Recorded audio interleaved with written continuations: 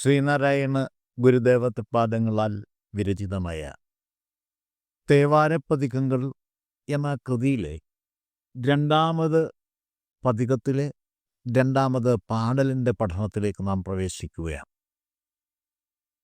തീയേ തിരുനീറണിയും തിരുമേനി തിങ്കളൊളി മിളിരും നീയേ നിരയ കടലിങ്കനി മഞ്ചനം ചെയ്യാതരുൾ പുരിവായ് കായും പുനലും കനിയും കനൽവാ ദൈവത്തെ നിനന്തരുന്തി കണ്ണീർ പായും പടി പടീർ പരമാനന്ദം പെയ്യും പരഞ്ചുടരേ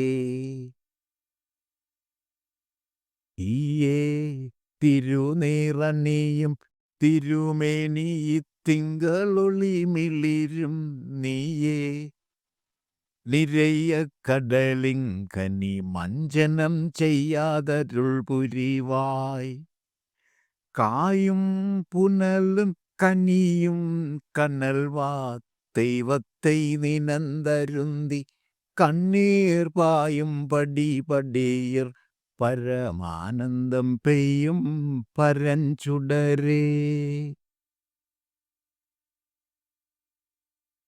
ആദ്യമായി ഈ പാടലിനെ പരമാനന്ദം പെയ്യും പരഞ്ചുടരേ തിരുനീറണിയും തിരുമേനിയിൽ തിങ്കളൊളി മിളിരും തീയേ നിരയ കടലിൽ കനിമഞ്ചനം ചെയ്യാത് നീയേ അരുൾ പുരിവായ് ദൈവത്തെ നിനന്ത് കനൽവാ അരുന്തി കണ്ണീർ പായും പടി പടീർ കായും പുനലും കനി.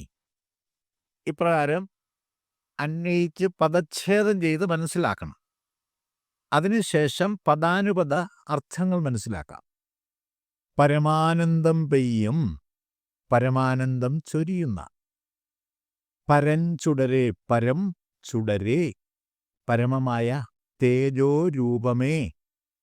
തിരുനീറണിയും, ദിവ്യഭസ്മം പൂശിയ തിരുമേനിയിൽ തിങ്കളൊളി മിളിരും തീയേ, ചന്ദ്രപ്രകാശം തട്ടിശോഭിക്കുന്ന ജ്ഞാനാഗ്നിസ്വരൂപനേ. നിരയ്യക്കടലിൽ, നരകക്കടലിൽ.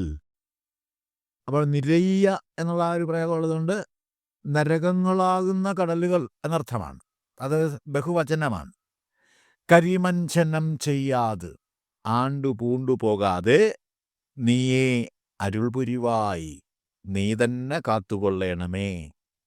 ദൈവത്തെ നിനന്ത്, നീയാകുന്ന ദൈവത്തെ നനച്ച്, കനൽവാ അരുന്തി, ദുഃഖങ്ങൾ കടിച്ചമർത്തി, കണ്ണീർ പായും പടി പടീർ, കണ്ണീര് വാർത്ത് ഭജിച്ചാൽ, കായും പുനലും കനിയും. തിളച്ചു മറിയുന്ന, കായും കായിക ഇങ്ങനെ തിളച്ചു മറിയുക എന്നുള്ള അർത്ഥത്തിലാണ്. പുനല് സംസാരജലമാണ്, അത് ആറിത്തവക, അതാണ് സംസാര സമുദ്രം തന്നെയാണ്. ഈ പാടലിൻ്റെ വാച്യാർത്ഥം ഇങ്ങനെയാണ്: തിരുമേനിയിൽ ദിവ്യമായ ഭസ്മം പൂശി വിരാജിക്കുന്നവനും തിരുജടയിൽ തിരുകിയ ചന്ദ്രക്കലയിൽ നിന്നും പ്രസരിക്കുന്ന പ്രകാശത്താൽ ശോഭിതനുമായ തേജോമയനേ. സംസാരസാഗരമാകുന്ന നരകത്തിൽ വീണ് ആണ്ടു പൂണ്ടുപോകാതെ നീ എന്നെ അനുഗ്രഹപൂർവം രക്ഷിച്ചുകൊള്ളണമേ.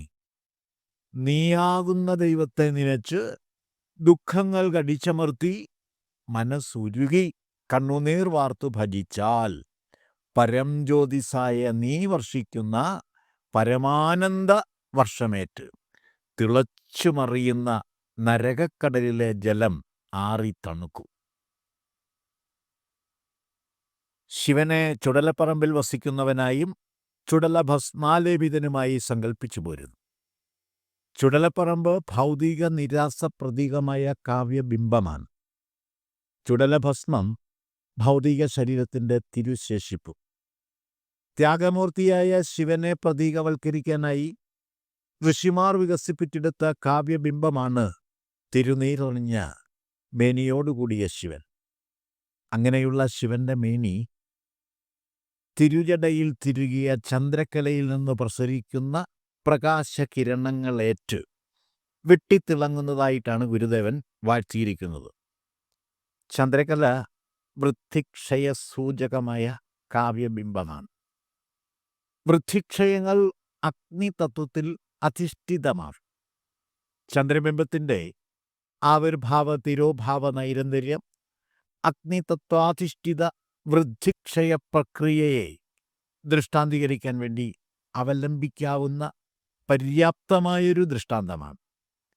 സൃഷ്ടിന്മുഖ സംഹാരമൂർത്തിയായ ശിവതത്വപ്പൊരുളിനെ ഇതിലും സുതാര്യമായി ചിത്രീകരിക്കാൻ ആരാലും സാധ്യമല്ല.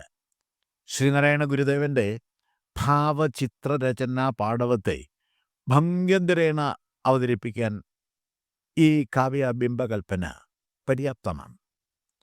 സംസാരസാഗരത്തെ നരകക്കടലായി ഭാവന ചെയ്തുകൊണ്ട് ആ കടലിൽ പൂണ്ടുപോകാതെ രക്ഷിക്കണമേ എന്നാണ് ഗുരുദേവൻ പ്രാർത്ഥിച്ചിരിക്കുന്നത്.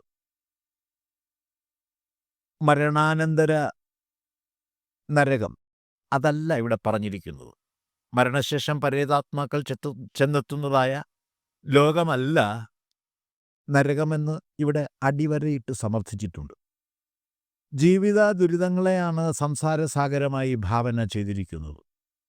ജീവിത ദുരിതങ്ങൾക്കെല്ലാം കാരണം ജീവിത രഹസ്യത്തെപ്പറ്റിയുള്ള ശരിയായ ധാരണയുടെ അഭാവമാണ്. നമ്മുടെ സങ്കല്പങ്ങളും പ്രതീക്ഷകളുമാണ് സുഖദുഃഖങ്ങൾക്ക് കാരണമായി ഭവിക്കുന്നത്.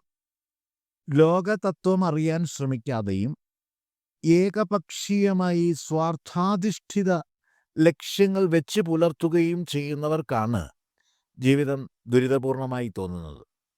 സത്യാസത്യ വിവേകവും ത്യാജ്യഗ്രാഹ്യ വിവേചന ബുദ്ധിയും സമാർജിച്ചെടുത്ത് മുന്നേറാൻ ശീലിച്ചാൽ ജീവിതം ആനന്ദകരമായി തീരും എന്നുള്ള കാര്യത്തിൽ സംശയമില്ല.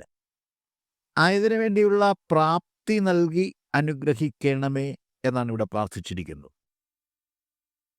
ലോകവാഴ്വ് സൃഷ്ടിന്മുഖ സംഹാരാത്മകമാണ് എന്ന് മനസ്സിലാക്കി ജീവിതം നയിക്കുന്നവർക്ക് ജീവിതക്കടൽ എത്ര ശക്തിയോടുകൂടി ഉരുകി തിളച്ച് കുത്തിമറിഞ്ഞാൽ അതിനെ അതിജീവിക്കാനുള്ള തരണശേഷി സംസിദ്ധമായി തീരും എന്ന് പറഞ്ഞുകൊണ്ട് ഈ പാടൽ ഉപസംഹരിച്ചിരിക്കുന്നു.